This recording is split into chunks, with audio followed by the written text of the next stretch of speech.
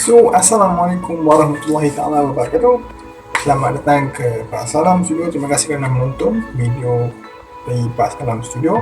Jadi, saya nak kongsikan beberapa tips untuk anda di luar sana yang ingin ataupun mahukan eksplorasi dekat kawasan-kawasan yang seumpama saya buat ni lah. Video ni akan menceritakan tentang beberapa equipment dan juga panduan untuk korang kalau yang training nak buat benda yang sama. Ini tak terhad kepada hanya untuk melakukan aktiviti seperti mencari entiti ataupun benda-benda paranormal. Anda juga boleh gunakan semua equipment ini untuk melakukan vlog-vlog sepertinya pergi ke kawasan-kawasan tepi pantai ke, pergi hiking dan sebagainya mengikut kesesuaian korang. Jadi di dalam video ni saya akan klasifikasikan, dia ada 3 klasifikasi, iaitu permulaan, pertengahan dan juga advance. Advance ni maksudnya equipmentnya memang harga memang mahal lah, dan dia punya kualiti dan juga segala perlengkapan yang sangat efisien digunakan. Dan yang pertengahan adalah yang equipment di peringkat sederhana, jadi ianya tak terlampau mahal, tak terlampau murah, tapi ia sangat berbeza dengan yang peringkat permulaan, kerana permulaan ni adalah dipanggil sangat-sangat basic. Dan kalau siapa yang ada tight budget ataupun budget yang kurang, anda boleh gunakan yang equipment basic ni sahaja, disebabkan ianya cukup dari segi beberapa aspek untuk anda merekod video di tempat-tempat luar di sana. Jadi dalam episod kali ini, dalam tips mudah, saya akan kongsikan beberapa equipment yang saya gunakan untuk pergi explore. Jadi kebanyakannya saya explore dalam waktu siang dan juga kadang-kadang waktu malam. Jadi ada beberapa equipment yang saya gunakan, tapi yang kebanyakannya adalah di peringkat permulaan dan juga pertengahan sahaja. Siapa dia ni? Abu Rana? Ni, Nama dia Pak Salam Erwin Joko Anwar.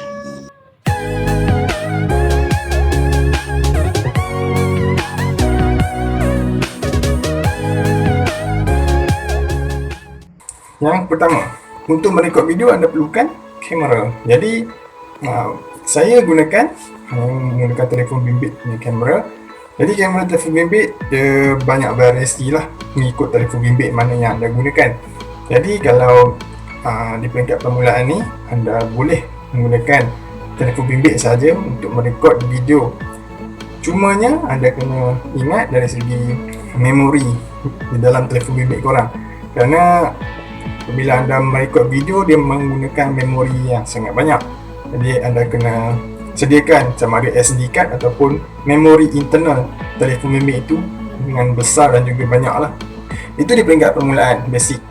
Jika anda pergi ke peringkat pertengahan pula, video vlogging untuk di luar kawasan aktiviti lapangan ni, anda lebih sesuai untuk menggunakan kamera GoPro ataupun orang panggil action camera, sebabkan ianya sangat kecil dan juga sangat selesa untuk dibawa, senang untuk anda vlog dekat luar melakukan aktiviti-aktiviti. Sama juga macam saya, kalau nak gunakan aktiviti paranormal ni, lebih sesuai untuk menggunakan kamera GoPro ni. Tapi kebanyakan GoPro dia ada macam-macam jenis, jadi anda kena faham yang kamera GoPro ni tak semestinya ada yang bagus, ada yang mungkin kualiti video ni kurang, bateri tak tahan lama dan sebagainya. Itu mengikut kriteria GoPro yang dijual di luar sana. Baiklah, untuk di peringkat advance di bahagian kamera, saya mengesyorkan anda menggunakan DSLR untuk merekod video, kerana kualiti gambar yang dimiliki oleh DSLR ni sangat-sangat cantik dan bateri juga tahan lama. Anda boleh juga recharge bateri tersebut untuk gunakan di waktu-waktu tertentu dalam melakukan aktiviti korang. Jadi kalau anda rasa macam DSLR ni terlalu besar, susah nak bawa, okey, saya ada satu kamera untuk saya suggest kepada anda, iaitu kamera mini Osmo. Nama dia Osmo. Dia ni pocket kamera. Dia lebih kurang macam saiz GoPro juga, tapi ia memiliki gimbal dia sendiri. Gimbal itu adalah topik kedua untuk saya bawakan di dalam equipment atau gear yang kita perlukan untuk aktiviti seterusnya. Topik kedua yang saya nak highlight kat sini adalah pasal gimbal ini.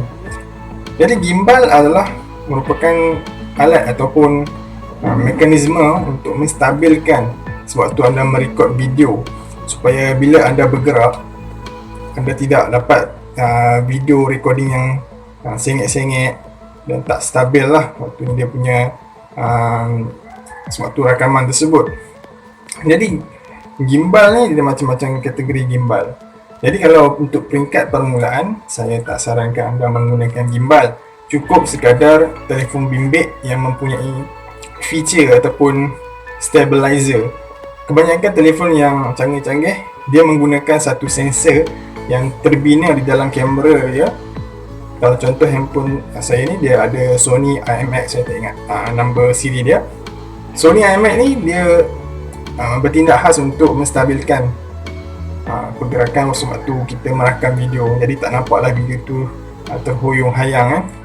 Jadi di peringkat pertengahan, saya mensarankan anda menggunakan ini. Ini adalah mechanical gimbal. Jadi mechanical gimbal ni waktu kita bergerak, ianya statik sebabkan dia menggunakan pemberat dekat bahagian bawah ni. So kita tak adalah rasa macam tak selesa untuk mengambil gambar. Tapi kelemahannya ialah ia ni sangat berat sebab dia menggunakan pemberat. Di peringkat advance, gimbal ataupun stabilizer ni anda boleh dapatkan yang jenis elektronik ya. Kalau gimbal jenis elektronik ni yang kita tengok dekat banyak pasaran di luar sana, Shopee, Lazada, harga dia dalam ratus-ratusan ringgit. Jadi kalau anda mahukan gimbal dan kamera yang digabungkan sekali dan anda hanya perlu bayar sekali langsam, anda boleh dapatkan Osmo Pocket tersebut dengan harga yang 1,000 macam tu. Itu adalah Osmo. Kualiti gambar dekat Osmo ni adalah sangat-sangat baik kerana di dalam gelap dia dapat mencerahkan keadaan sekeliling supaya apa yang kita nak rakam dekat kawasan yang gelap nampak lebih jelas menggunakan Osmo tersebut. Untuk melakukan aktiviti di luar, kalau anda melakukan aktiviti itu berseorangan ya, jadi anda perlukan tripod ya. Jadi tripod ni, kalau di peringkat permulaan, anda boleh membeli tripod yang biasa, iaitu tripod yang jenis plastik macam ni kan. Ini adalah yang mini tripod, dan saya juga menggunakan tripod ini untuk memegang saya punya telefon bimbit agar mudah untuk saya pacakkan dekat satu sudut, dan ianya boleh merakam diri saya sendirilah sebab kebanyakannya saya pergi berseorangan saja. Jadi tripod ni anda boleh dapat dengan harga yang murah. Jadi ia ni sesuai lah untuk anda yang nak menggunakan tripod ni untuk aktiviti-aktiviti luar. Di peringkat pertengahan, anda boleh dapatkan tripod yang mungkin boleh extend dia punya ketinggian. Jadi ni tripod ni adalah kecil punya. Kalau yang ada di luar sana, ada jual yang dijual boleh tariknya. Batang ni dia boleh tarik tinggi supaya lebih panjang dan anda dapat meletakkan kamera ataupun telefon bimbit anda dengan ketinggian yang berbeza lah. Ketinggian yang lebih tinggi daripada yang normalnya ini. Jadi kalau anda nak pergi ke arah advance, anda boleh menggunakan tripod yang lebih mahal lah. Kebanyakan tripod yang ada di luar sana yang lebih mahal tu kebanyakannya untuk DSLR punya kamera sajalah, sebabnya ia lebih solid dan lebih kukuh lah dia punya stand tu agar kamera yang berat tu tak jatuh. Tripod ni juga ia boleh digunakan untuk memegang. Contohnya kita pegang macam ni. Contohnya kita masukkan kamera dekat sini, kan ada yang tripod di luar sana dia bertindak sebagai penambah aksesori yang lain. Contohnya boleh tambah aksesori lighting dekat sini, boleh tambah aksesori untuk audio dan sebagainya, macam-macam. Sebab itu tripod ni saya highlightkan, dan mostly tripod yang ada aksesori tambahan tersebut saya letakkan di bahagian advance lah, sebab anda tidak perlu menggunakan alatan yang canggih itu dekat peringkat permulaan ataupun pertengahan. Kita pergi ke seterusnya, iaitu di bahagian audio. Bila anda pergi keluar sana, eksplorasi, masuk ke tempat-tempat yang banyak persekitaran yang ada bunyi contohnya macam masuk hutan ataupun pergi ke tepi pantai. Jadi bunyi-bunyian ini dia diibaratkan sebagai noise. Bila kita nak rakam suara kita, dia akan termasuk sekali dengan bunyi-bunyi sekeliling ni. Jadi amat baguslah untuk anda jika anda ada audio punya device untuk merakam suasana sewaktu anda berada di luar. Jadi di peringkat permulaan, saya menyarankan anda cuma menggunakan audio daripada telefon bimbit sahaja. Sebab audio daripada telefon bimbit ni cukup untuk merakam keadaan ataupun suara yang di sekeliling kita. Tapi dia taklah bagus sangat kan, sebabkan jarak audio mikrofon ni dengan persekitaran. Contoh nak merakam suara burung ke apa, dia dengar sangat perlahan lah. Jadi kalau anda ada bajet sedikit, anda boleh dapatkan mic seperti ini. Mic seperti ini dinamakan mic untuk apa panggil dia, macam single solo mic macam tu lah. Dia hanya digunakan untuk seorang saja pakai. So menggunakan mikrofon ini, anda dapat merekod audio. Contohnya anda nak bercakap, nak berinteraksi, lebih mudah menggunakan ini. Tapi ianya sesuai untuk seorang sahaja yang menggunakan dia. Itu di peringkat permulaan. Di peringkat pertengahan dan juga advance, bagi saya adalah sesuai untuk anda menggunakan mikrofon jenis shotgun ataupun nama dia adalah nama spesifik dia kan. Di peringkat pertengahan ni memang anda boleh gunakan shotgun punya mikrofon ni. Shotgun punya mikrofon ni dia bertindak khas bila anda pasang dekat atas. Contohnya pasang dekat atas tripod kita lah. Contoh ini tripod, kita pasang handphone dekat sini kan, lepas tu kita letakkan kita punya mikrofon dekat atas ni. So dia akan mengarah ke satu sudut. Contoh dia mengarah ke hadapan, jadi segala bunyi yang bahagian hadapan dia dapat tangkap dekat dalam rakaman kita. Dia akan abaikan ataupun kurangkan audio daripada bahagian tepi, belakang dan juga sebelah sini. Dia memang fokus dekat bahagian hadapan saja. Jadi shotgun tu bermaksud dia boleh dapatkan audio dengan jelas dekat jarak yang sangat-sangat jauh di hadapan. Jadi sesuai lah kalau untuk anda menggunakan ia melakukan aktiviti eksplorasi di waktu malam, terutamanya bila anda nak merekod audio, contohnya bunyi-bunyian ataupun segala macam unsur-unsur gangguan yang ada ataupun berlaku. Jadi anda tidak akan terlepas sama sekali menggunakan shotgun audio tersebut. Jadi kalau di peringkat advance pula, saya menyarankan anda untuk menggunakan satu device di mana ia macam satu device ni dia ada nama spesifik dia. Dia merakam audio dan simpan di dalam dia punya device secara portable lah. Anda boleh bawa dia dan tidak menggunakan wire lagi. Jadi ianya boleh dipisahkan melalui contohnya kamera. Dia tak perlu cucuk ke kamera pun, dia hanya simpan dekat dia punya device alat tu, dan ianya boleh enhance audio anda dengan sangat-sangat bagus dan tepat sekali. Sekecil-kecil bunyian, pergerakan boleh dapat dirakam dalam audio tersebut. Jadi selesai bab audio, kita akan pergi ke bab lighting ataupun pencahayaan. Jadi kalau di waktu siang, anda tidak perlu risau tentang pencahayaan ni, sebabkan ada cahaya daripada sinar matahari kan. Jadi macam mana pula dekat waktu malam? Waktu malam tak ada cahaya, jadi kamera ni, apa yang dirakam oleh kamera tidak dapat merakam suasana yang sangat-sangat gelap. Jadi anda perlukan lighting yang bagus. Jadi dekat sini saya ada satu produk ni, saya beli daripada Shopee saya, dan boleh dapatkan. Nama lighting ni saya dah lupa, saya akan tinggalkan dekat Shopee ni, saya akan tunjukkan.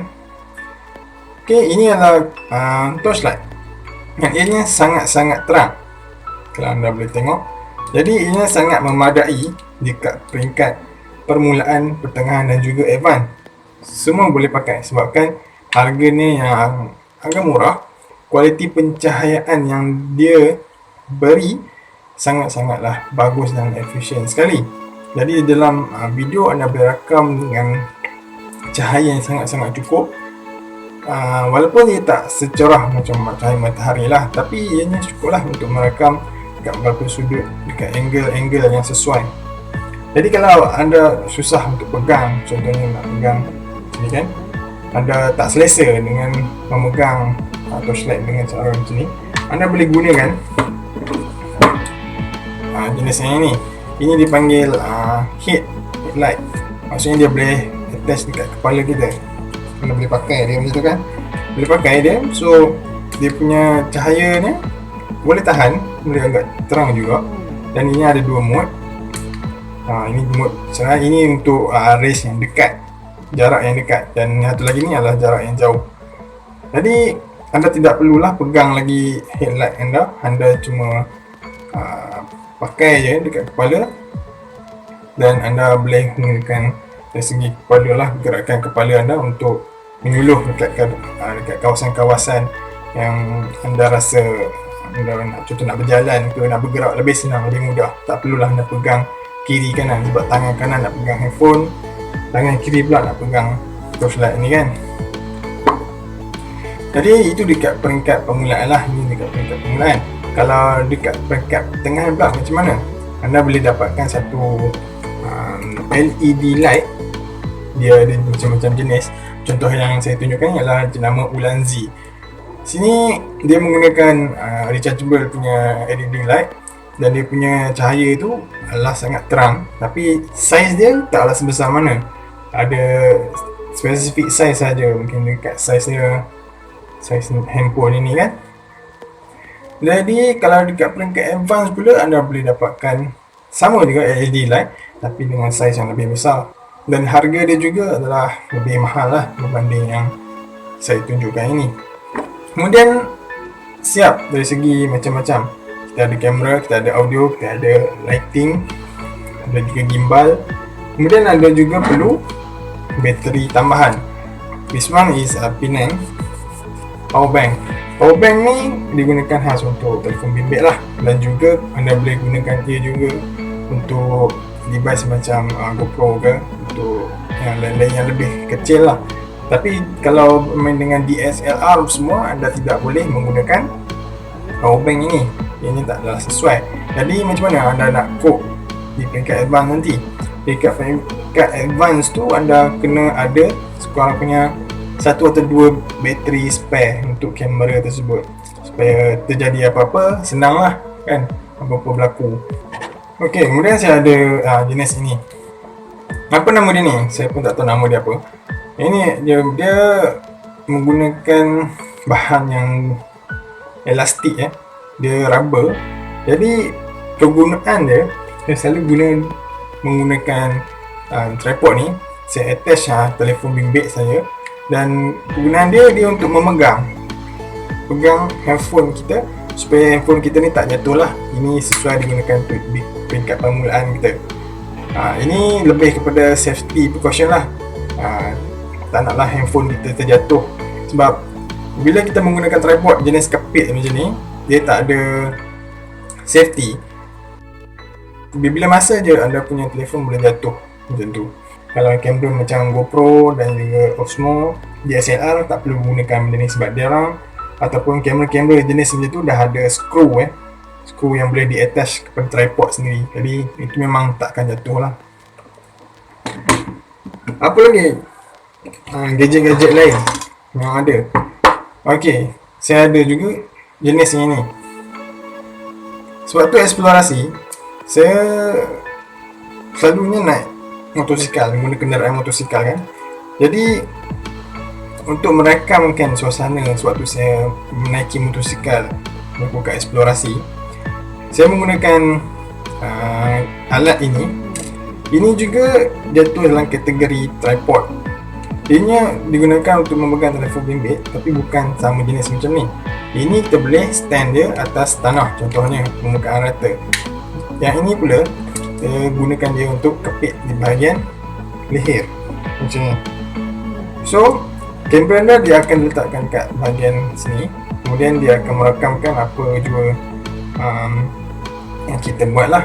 So anda tidak perlu pegang telefon bimbit, anda cuma letakkan dekat tripod ataupun pemegang telefon bimbit ini. Ini lebih mudah untuk bergerak lah. Saya selalunya gunakan tripod jenis ini sewaktu saya menaiki motosikal lah. Sebabnya bila kita gunakan benda ni untuk merakamkan sewaktu kita naik atas motosikal lah, contohnya kita rakamkan suasana jalan raya ataupun jalan yang kita gunakan untuk pergi ke sesuatu tempat tu, dia ni pegang telefon kita dan tanpa shaking ataupun kita punya rakaman tu tidak bergegar. Dia ni seumpama kita gunakan stabilizer. Jadi sangat-sangat bagus lah, sebab kita punya badan, postur badan waktu naik atas motor tak bergegar. Jika anda mount telefon anda, kan, telefon anda mount dekat motosikal, jadi bila kita naik motosikal tu akan ada vibrate, okay, bergegar. Jadi kualiti gambar yang dihasilkan waktu kita mount telefon ini dekat motor kita sangat-sangat tak elok langsung, tak boleh rakam apa-apa pun. So itulah equipment yang diperlukan untuk melakukan aktiviti ataupun eksplorasi di waktu malam ataupun siang, okay, di kawasan-kawasan luar lah. Jadi kalau dekat studio anda boleh menggunakan barang-barang yang jenis lain. Segala perlengkapan yang saya cerita dalam video kali ini adalah hanya untuk melakukan aktiviti luar lah. Dan jika anda ada bajet yang rendah, anda boleh follow yang basic punya equipment. Jadi kalau anda ada duit lebih sikit, anda boleh gunakan yang di peringkat pertengahan ni. Jika anda memang ada bajet yang besar dan anda ingin melaburkan dalam merakam ataupun merekod video, membuat konten, anda boleh gunakan advance punya, dan hasilnya memang ketara lah, memang lebih bagus daripada peringkat permulaan pertengahan ni. Nanti saya akan ceritakan di bab software editing pula, sebabkan menggunakan alatan ni saja tak mencukupi untuk menghasilkan video. Anda perlukan juga benda-benda seperti software ataupun application di dalam telefon bimbit untuk edit anda punya video supaya kualiti yang terhasil sewaktu kita publish dekat itu nanti jadi cantik lah, memang puas hati orang cakap. Jadi terima kasih kerana menonton Pak Salam Studio. Kalau siapa yang belum subscribe dekat Pak Salam Studio ni, anda boleh tekan butang subscribe. Jika anda belum tekan bell notifikasi, tekanlah supaya anda dapat notifikasi sewaktu saya upload video-video baru. Jadi terima kasih kerana menonton. Jumpa lagi. Assalamualaikum.